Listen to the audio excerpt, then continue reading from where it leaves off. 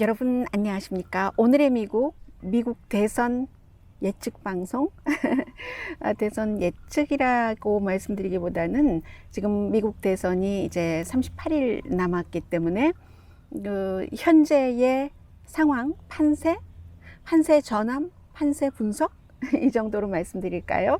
그래서 오늘도 요즘 이제 매주 일요일마다 미국 대선에 대해서 여러분들께 전해드리고 있는데 미국의 매체 그리고 영국의 매체는 현재 미국 대통령 선거를 어떻게 보고 있는가, 이 어떻게라는 것이 오늘 현재를 기준으로 트럼프 대통령과 조 바이든 전 부통령 사이에 누가 당선될 확률이 몇 %냐, 결론은 그것 아니겠어요? 그런데 이제 거기까지 가려면 지금의 여러 가지 그 정치 환경도 조금 봐야지 되고, 그리고 앞으로 남은 38일 동안 변수가 얼만큼 있는가, 이런 것도 분석을 해야지 그게 나오기 때문에요. 그런 내용까지를 전해드리겠는데, 우선 오늘 죄송합니다. 제가 햇볕이 따가워서 모자를 썼습니다.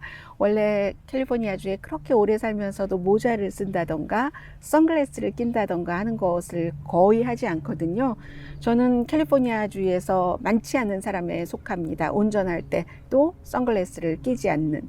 선글라스가 있기는 있는데 왠지 저도 한국에서 오랜 동안 수십 년 동안 살았기 때문인지 왜 그 선글라스를 끼면은 뭔가 좀 건방져 보인다던가 하는 그런 깊은 정말 쓸데없는 그런 잔재가 아직도 남아있는 것 같습니다. 그래서 선글라스를 캘리포니아주에서도 안 끼기 시작한 것 같은데, 모름지기 제가 짐작하기로는요. 그런데 안 껴버릇하니까 전혀 불편하지 않아서 안 꼈고, 모자도 비슷하지 않은가 생각되는데, 오늘은 제가 여러분들께 가장 중요하게 생각하는 것은 방송을 편안하게 해야지 여러분들께도 잘 전달된다 하는 마음으로 모자를 썼으니까 이해를 해주세요. 그리고 어제 어떤 분께서 얘기를 해주셨어요. 봄볕에 딸을 쏘이고 가을볕에 며느리 쏘이는 거죠. 네, 생각해보니까 그건 맞습니다. 그런데도 쏘이면 기분 좋을 정도의 햇볕이고요.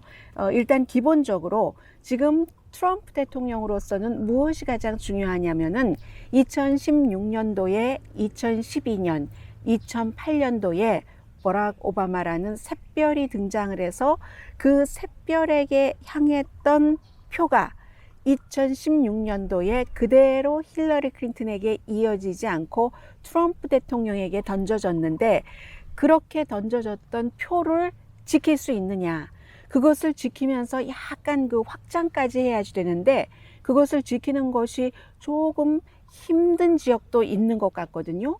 물론 트럼프 대통령이 라티노 표를 확장한다던가 지역에 따라서는 흑인 표를 약간 확장한다던가 하는 것도 있지만, 흑인 표 확장이야 워낙에 이 민주당 쪽에 딱 붙어 있기 때문에 별로 도움이 되지 않고, 라티노도 2016년도에 트럼프 대통령에게 딱 달라붙었었던 그 표 가운데서 빠져나가는 것과 비교라면 그다지 안전하지 않습니다. 그래서 이제 중요한 주가 위스콘신이라든가 아니면 펜실베니아 이런 주가 되겠고요. 바이든 후보로서는 똑같은 경우의 수를 가지고 반대로 가져가야지 되는 거죠. 2016년도에 트럼프 대통령에게 갔었던 표를 가지고 오면 되는 겁니다. 한마디로 힐러리 클린턴이 졌었던 그 전에 대통령 민주당이 잡아놨던 것을 힐러리 클린턴이 잃어버렸던 것을 찾아오면 되는 겁니다. 이게 쉽지가 않습니다. 그래서 어제 여러분들께 따로 전해드렸습니다마는 연방 대법관을 에이미 코니 베럿이라는 아주 보수적인 48살 젊은 수십 년 동안 별 일이 없으면 연방 대법관을 지낼 수 있습니다. 물론 아직 젊기 때문에 성향이 어떻게 바뀔지는 아무도 모르나, 지금으로서는 토마스 클리어런스, 그리고 이제 그 다음에 중요한 사람이 한 사람이 더 있고, 그리고는 세 번째로 이렇게 강한 입장을 나타내고 있기 때문에 보수적으로요, 이 새로운 지명자가 이것이 굉장히 도움이 될 것인가 라고 많이 기대를 했는데 점프 스타트는 안 된다는 겁니다. 자동차가 지금 뭐 흐릿흐릿해져서 뭔가 점프 스타트를 해줘야 될 시점인데 트럼프 대통령으로서는 점프 스타트 할 만큼은 안 된다는 얘기입니다. 사람들에게 물어보면 결국은 연방 대법관도 굉장히 중요하긴 한데 지금 코로나 바이러스로 인한 경기 부양책이 통과되지 않고 있고 내가 일자리를 잃어버릴 수도 있고 우리 남편, 뭐 우리 옆집의 일자리 잃어버리면 나도 곧 일자리를 잃어버릴 수 있다는 것이기 때문에요. 그런 것들이 오면은 코로나 바이러스와 실업수당 청구, 경제에 비교를 할 때는 이게 그 연방 대법관 그 이슈도 지역에 따라서는 굉장히 약할 수도 있기 때문입니다. 물론 복음주의자나 아니면 카톨릭 가운데서는 이번에 연방 대법관 지명으로 인해서 트럼프 대통령을 더 좋아할 수는 있겠으나 그런 유권자는 이미 트럼프 대통령에게 표를 하기로 일찌감치 마음을 먹은 그런 유권자들입니다. 이제 복음주의 유권자들이죠. 뭐 조지아라든가 텍사스라든가 펜실베니아에도 있고 위스콘신에도 있고요. 그래서 두 가지 중에서 하나를 선택하라고 하면은 사람들은 경기 부양책이냐 연방 대법관 지명이냐 경기 부양책을 선택할 확률이 굉장히 높다는 겁니다. 그리고 또 트럼프 대통령에게 나쁜 조건, 오늘 아침에 공화당이었었고 국토안보부 장관을 지냈고 펜실베니아에서 주지사를 지냈던 공화당이에요. 첫 번째 그 국토안보부 장관이 썼습니다. 뭘 썼냐면은 기고문을 필라델피아 인콰이어러에 기고문을 써서 나는 공화당이지만 조 바이든 후보를 지지한다 하는 기고문을 썼거든요. 탐 리치 전 그 국토안보부 장관이요. 그런데 이 내용은 왜 중요하냐면은 이 탐 리치 국토안보부 장관이 부시 때 국토안보부라는 게 이제 처음으로 생겼잖아요. 왜냐하면 9.11 사태가 발생하고 그 다음에 이제 테러로부터 미국을 막는다 해서 처음으로 국토안보부라는 게 생겨서 국토안보부 장관을 했던 펜실베니아의 공화당 주지사가 조 바이든을 공식 지지한다고 이 펜실베니아주에서 가장 많은 사람들이 보는 필라델피아 인콰이어러에 기고문을 써버린 겁니다. 이유는 지금까지 많은 사람들이 얘기해 왔었던 그대로입니다. 지금은 나라를 바로 세워야지 될 때다. 트럼프를 거부해야지 될 때다. 그리고 당보다 나라를 우선으로 해야지 될 때다. 그래서 책임 있는 투표는 조 바이든 이에게 투표하는 것이 이제 책임 있는 투표다. 팀 리치 전 국토안보부 장관 초대 공화당 국토안보부 장관이 얘기를 했습니다. 주지사로서요. 펜실베니아가 지난주에도 말씀드렸지만 굉장히 중요하기 때문에 이건 더 중요하고요. 그리고 공화당 주지사가 팀 리치 전 펜실베니아 주지사 전 국토안보부 장관뿐만이 아니라 여러 명이 이미 조 바이든을 지지를 했습니다. 존 케이식 오하이오 전당대회에서 연설까지 했죠. 릭 스나이더 미시건 전 주지사도 마찬가지로 트럼프 대통령은 윤리적인 나침판이 없다. 진실을 거부한다 하면서 공화당 주지사들이 계속 이렇게 이 트럼프 대통령을 거부하고 있고 뭐 정치인들로서 굉장히 많죠. 정치인도 그렇고 정치인보다도 그 군인들을 먼저 말씀을 드리겠습니다. 윌리엄 H. 맥라빈 이 맥라빈 장관은 해군 사성 장관으로 그 오사마 빈 라덴을 잡을 때 그 특수 작전을 지휘한 사람입니다. 이 사람 그리고 콜린 파웰 역시 조 바이든을 공식 지지한다고 했죠. 전부 물론 누구죠? 윌리엄 H. 맥라빈 해군 장군 같은 경우는 무슨 미국에서 군인들은 구태여 뭐 당을 구분하지는 않습니다. 그러나 그만큼 중요하다는 인물이 되겠고 그리고 또 국토안보부의 비서실장도 전 비서실장입니다. 마일스 테일러라는 국토안보부 전 비서실장도 조 바이든을 지지한다고 했고 제가 지금 말씀드리는 사람이 이제 공화당이라고 보시면 됩니다. 어떤 경우는 군인이라 할지라도 그 성향이라는 게 있잖아요. 그래서 콜린 파웰 전 합참의장이 들어가 있고 존 볼튼 물론 존 볼튼의 경우는 조 바이든에게 꼭 찍는다고 하진 않았어요. 그러나 이 사람도 공화당이고 트럼프 행정부 아래서 일을 했었던 사람이고, 현 정치인으로서는 밋 romney가 연방 대법관 이 인준에 대해서는 뭐 지지한다라고 얘기를 했지만 트럼프 대통령에게 투표하지는 않는다고 발표를 했거든요. 제프 브레이크 전 애리조나주 상원 의원, 그 밖에 많은 공화당 기업인들, 칼리 피올리나를 포함해서, 칼리 피올리나는 휴렛 패카드를 이끌었었고 트럼프 대통령과 예비선거에서 겨뤘었던 사람이죠. 그리고 너무 많아요. 리자 머코스키 알래스카가 지역구인 공화당 상원의원도 내가 제임스 마티스 국방장관이 트럼프 대통령이 헌법을 무시하고 국민을 화합하려는 척도 안 하는 사람, 나 이런 사람은 내 군에 50년 몸을 담고 있으면서 민주공화 대통령을 다 겪어봤지만 처음이다 라고 얘기한 뒤에 리자 머코스키도 공화당이긴 하지만 트럼프 대통령에게 투표해야지 되는가, 지금 자신은 스트러글링 하고 있다고 얘기를 했고요. 조지 부시, 제프 부시, 공개적으로는 얘기하지 않지만 이 사람들은 트럼프 대통령을 찍지 않을 것이고, 제임스 마티스 전 국방장관과 존 켈리 전 백악관 비서실장, 뭐 당을 구분할 수는 없지만 트럼프 대통령 한 사람이 안 찍는다고 하고 이유를 밝히니까 제임스 마티스, 존 켈리도 나 이 제임스 마티스에게 동의를 한다라고 얘기를 했습니다. 이게 지금 트럼프 대통령이 갖고 있는 여러 가지 어려움인데, 민주당도 어려움이 있어요. 민주당에게 좋은 것이 민주당에게 나쁜 것일 수 있다. 우편투표를 말씀드리겠습니다. 우편투표는요, 지금 민주당에서 공화당보다 어떤 지역에서는 3배, 뭐 2배 이렇게 많이 우편투표 신청도 하고, 또 지역에 따라서는 신청하지 않아도 등록된 모든 유권자에게 우편투표 용지를 보내기도 합니다. 그런데요, 지금까지 한 번도 우편투표를 해보지 않은 사람들이 많기 때문에 이게 뭐 적어도 10만 표 정도는 사표가 될 것이다, 이런 지적들도 지금 많이 나오고 있고요. 그리고 이제 또 하나는 우편투표를 사기다, 이런 얘기를 트럼프 대통령이나 연방 법무부에서 많이 하면서 정규 방송 시간에 제가 여러분들께 전해드리지 못했던 내용을 하나를 전해드리겠습니다. 목요일 오후에 빅 이슈가 펜실베니아주의 한 카운티에서 투표 용지를 이렇게 구분을 하는 임시 계약직 사람입니다. 그 사람이 뭔가를 잘못했다는 거예요. 그래서 그것을 파기시켜 버렸다는 겁니다. 그게 이 펜실베니아의 카운티 이름이 루제네 카운티라는 곳인데, 14일부터 이제 그런 일을 분리를 하고 임시직이 가동을 하기 시작했는데 16일 이틀 뒤에 발견을 했습니다.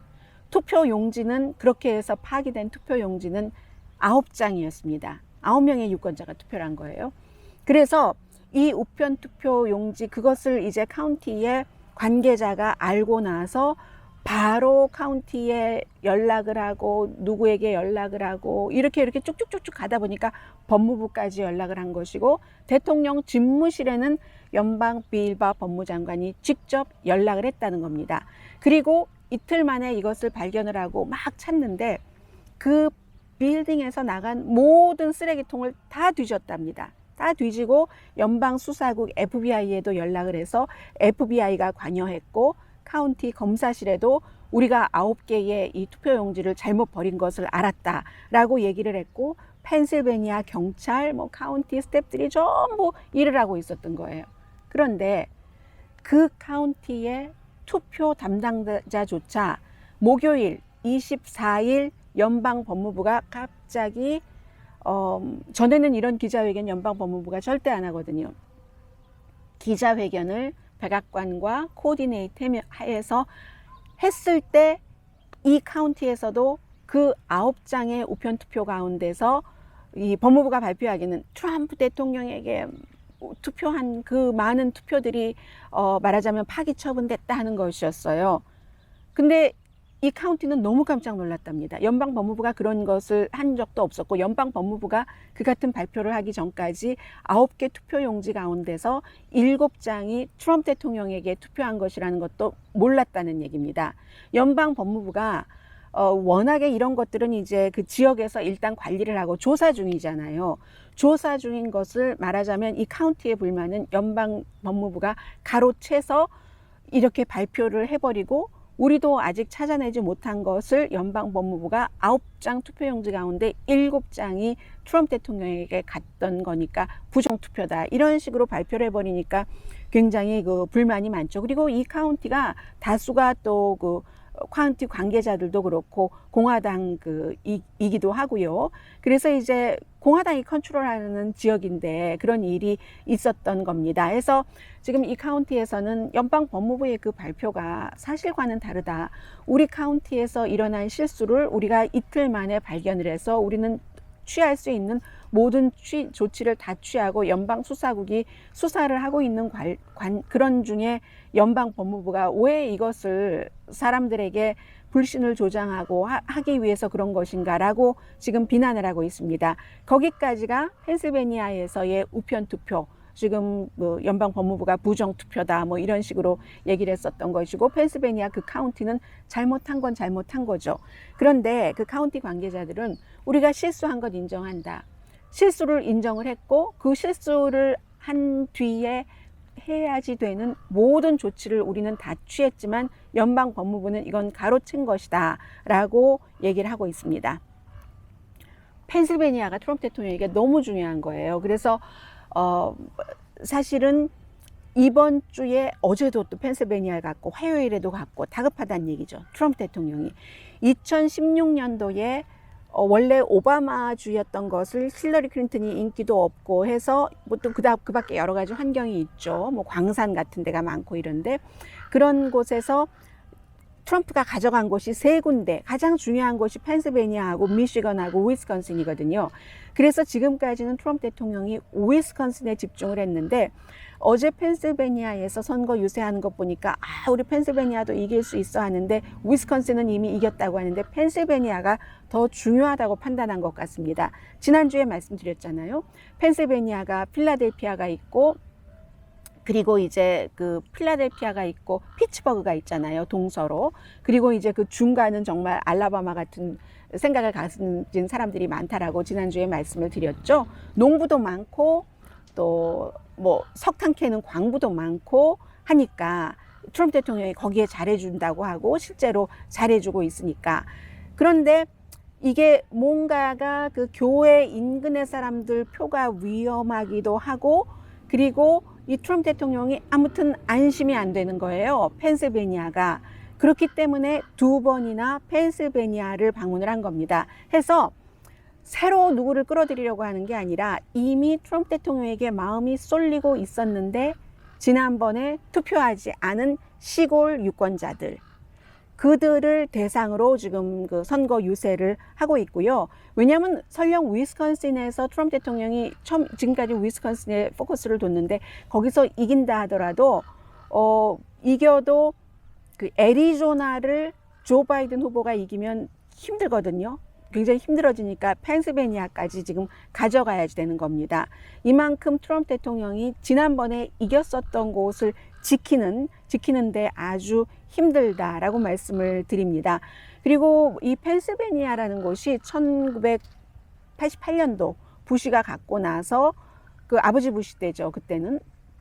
그리고 나서 2016년도에 처음으로 이제 트럼프가 그 가진 곳이고 44,000표 차이밖에 안 됐어요. 뭐 전체적으로 뭐 유권자 표수가 거의 뭐 600만 표는 됐을 텐데 44,000표 차이로 이겼기 때문에 이번에 그럴 것이다. 그리고 바이든도 펜실베니아주에서 태어났잖아요. 그 스크랜튼에서 태어났기 때문에 최근에 이 펜실베니아의 여론조사 결과는 바이든 후보가 아주 조금 앞서가고 있습니다. 그래서 이제 동쪽, 필라델피아 서쪽, 피츠버그, 나머지는 시골, 새로 개척은 하기는 시간도 너무 늦었고, 지난번에 투표하지 않은 트럼프 대통령 지지자 조금만 더 저라면 하면서 지금 여기까지 오는데, 트럼프 대통령이 잘할 수도 있죠. 38일 동안에. 왜냐하면 그 바이든 후보가 아무래도 그 화석 연료 같은 것을 뭐 앞으로 몇십 년 안에 전부 그 생산을 금지하는, 지금은 아니지만 그런 그 청사진을 갖고 있기 때문에 파이프라인, 이쪽 업계에서 일하는 사람들, 발전소 이런 곳에서 일하는 사람들, 그 노조의 지지를, 그 분야의 노조의 지지를 받기 힘듭니다.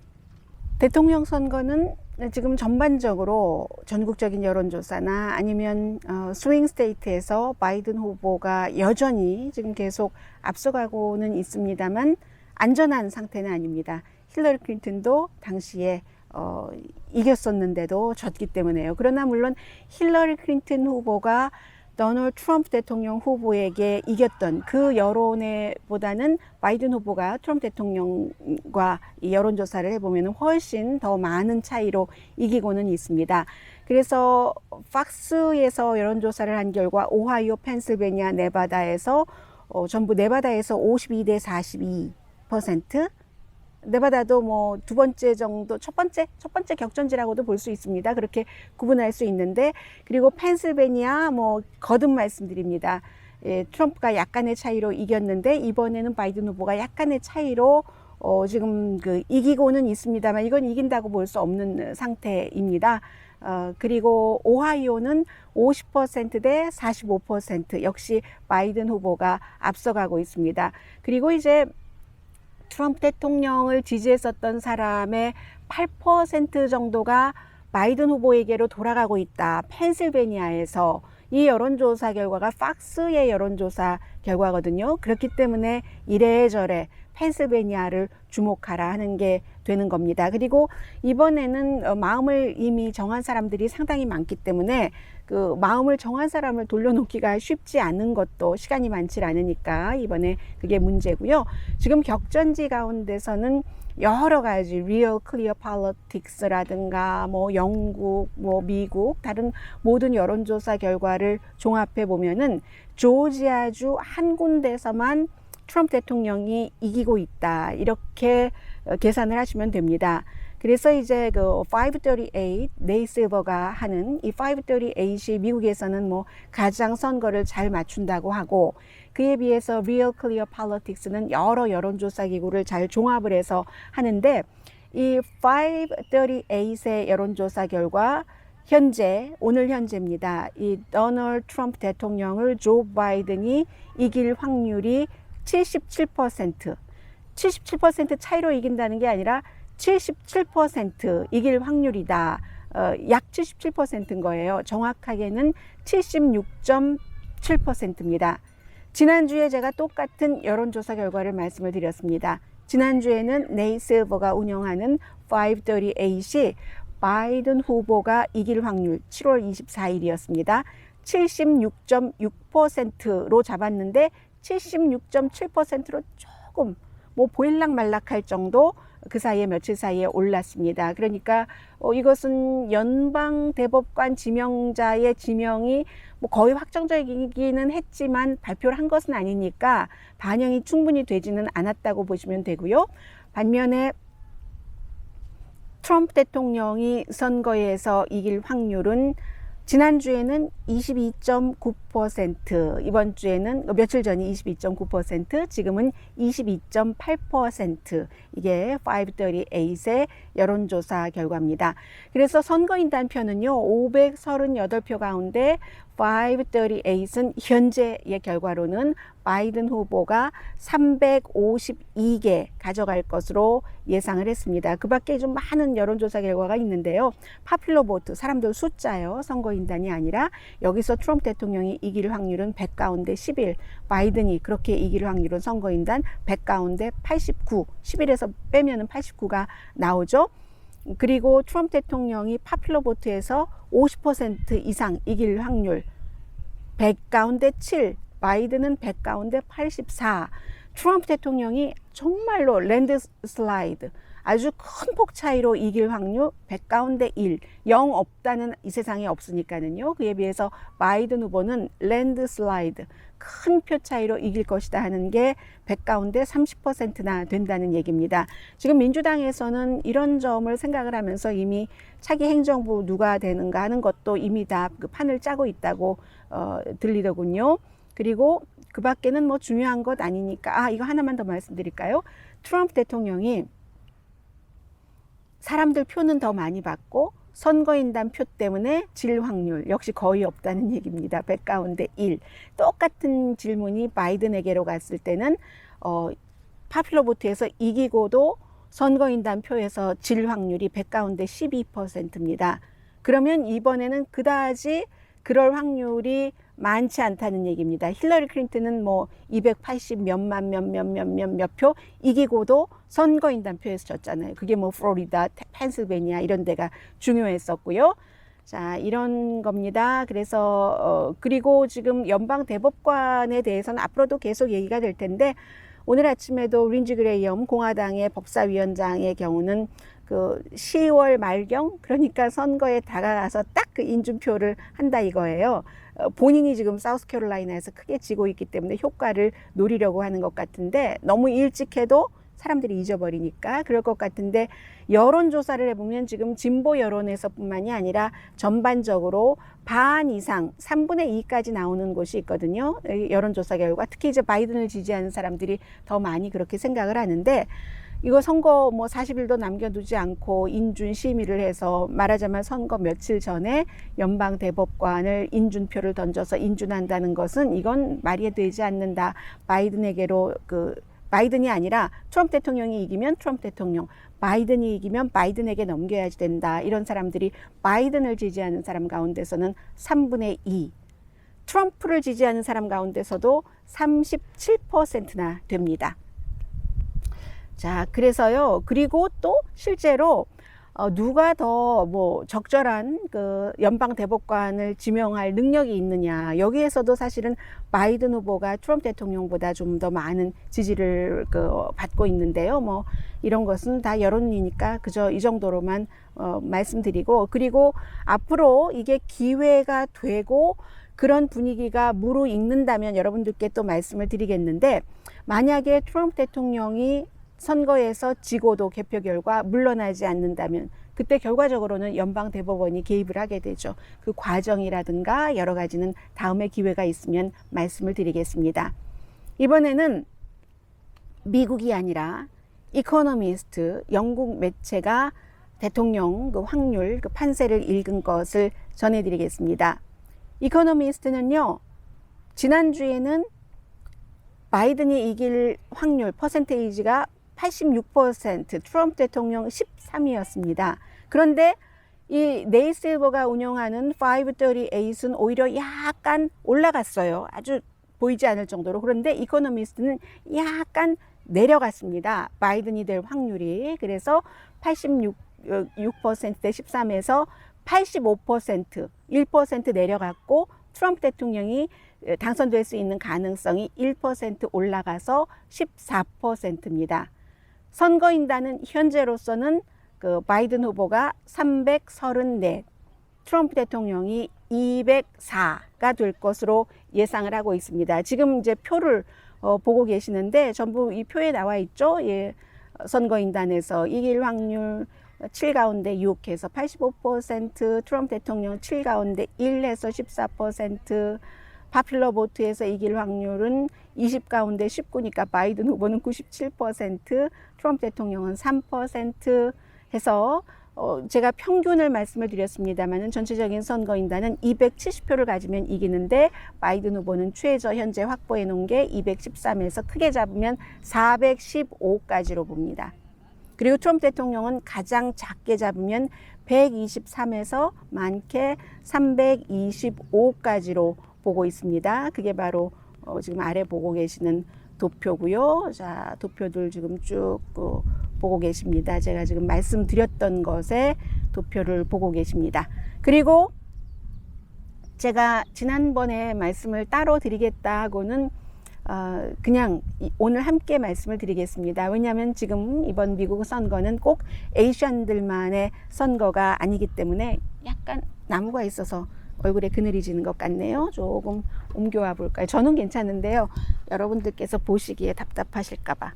뭐 이렇게 했다고 더 좋아지는 것도 아니면 괜히 자리만 옮긴 셈이 되나요? 자, 그래서 에이션들이 어떤 생각을 하고 있는가 하는 것을 전해드리겠습니다. 현재까지는 이게 가장 그 레이티스트이기 때문에 좀 볼 수가 있고요. 1569명, 그다지 많지 않습니다. 에이션 아메리칸을 대상으로 세 군데에 아주 좀 명망이 있는 건 아니고 좀 권위가 있는 권위라는 게 권위를 부리는 권위가 아니라 믿을 만한, reliable, 믿을 만한, 의지할 만한 그런 여론조사기구 APIA Vote, AAPI Data, Asian American Advancing Justice, AAJC가 공동으로 여론조사를 했습니다. 각 그룹을 250명으로 잡아서 오차범위 그 그룹이 많지 않기 때문에 6% 정도로 했는데 유권자의 4.7%밖에 되지 않지만 에이션 아메리칸이 왜 중요하냐면요. 만약에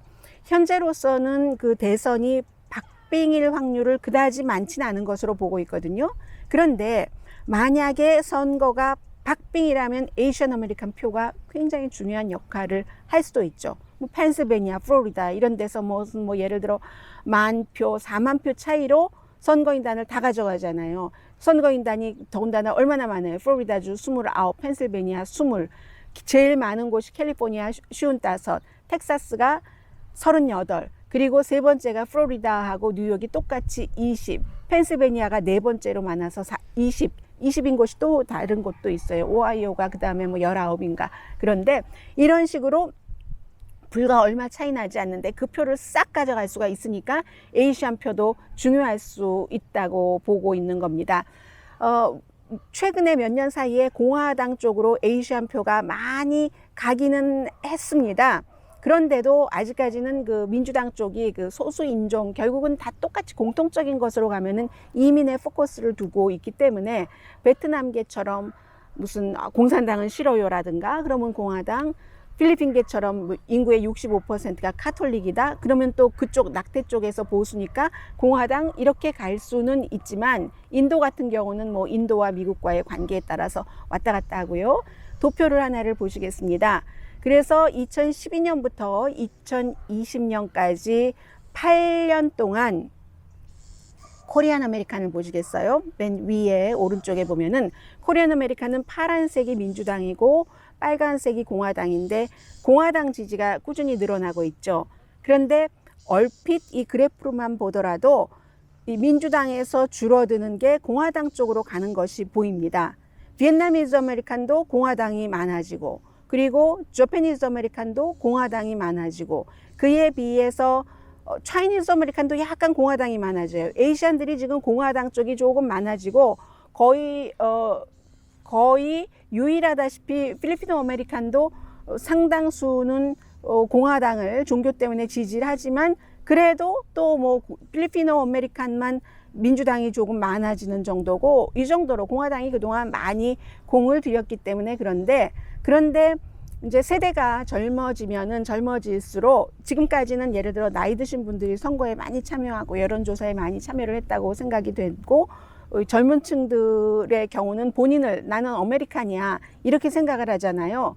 그런데 그렇게 구분들도 하고 그런데 막상 또 그렇지 않게 에이션 아메리칸으로 구분해 보면 다를 수도 있고 그 젊은 층일수록 조금 그 진보적인 정책을 지지한다고 볼 수도 있고요. 그래서 민주당을 지지하는 그 에이션 아메리칸은 대부분 정책 때문에 그렇습니다. 총기 규제를 강화하는 거 지지하고요. 베트남들 그렇죠. 베트남 갱이 유명하잖아요. 기후변화 규제도 마찬가지로 그 나라에서 많이 겪고 자신들에게 가까운 이슈일수록 다가가는 겁니다. 어포머티브 액션도 베트남계는 지지를 해요. 지금 현재 나이 드신 분들이 공화당을 많이 지지한다 하더라도 젊은이들은요. 또 63%는 아프리칸 아메리칸에게 정부가 공정한 기회를 줘야지 된다. 블랙 라이브스 매터에 찬성하는 젊은 그 에이션 아메리칸들이 굉장히 많고요. 그리고 헬스케어는 모든 이민자에게 다 줘야지 된다. 이것은 무슨 불법, 합법 상관없이 인간의 권리 아니냐. 돈 많은 나라에서 이렇게 생각하는 사람들도 55%나 된다는 것이고요. 공화당이 유리한 이슈는 90% 일자리, 경제 아주 중요하다고 공화당이 더 잘한다고 생각을 합니다. 선거 전에 이 같은 추세가 바뀔 것 같지는 않고 그리고 그 공화당이나 민주당이나도 이 에이시안이 표도 얼마 되지 않고 투표 참여율도 많지 않기 때문에 거기에 공을 많이 안 들이고 있죠. 그런데도 이제 그 2016년처럼 선거가 만약에 끝난다면 파퓰러 보트에서 한쪽이 이기고 선거인단에서 지고 이런 케이스가 이번에도 생긴다면은 트럼프 대통령이 정말 파퓰러 보트에서 엄청나게 지고 선거인단에서 면도날 그 정도의 두께로 선거인단표를 가져가게 된다면 그런 때는 에이시안 아메리칸 표도 상당히 중요하다라고 보실 수 있겠습니다. 그래서 마지막 도표를 보시면요. 에이시안 아메리칸이 전체적으로는 65%가 민주당 지지하고 28% 바이든을 지지하고 28%가 트럼프 지지.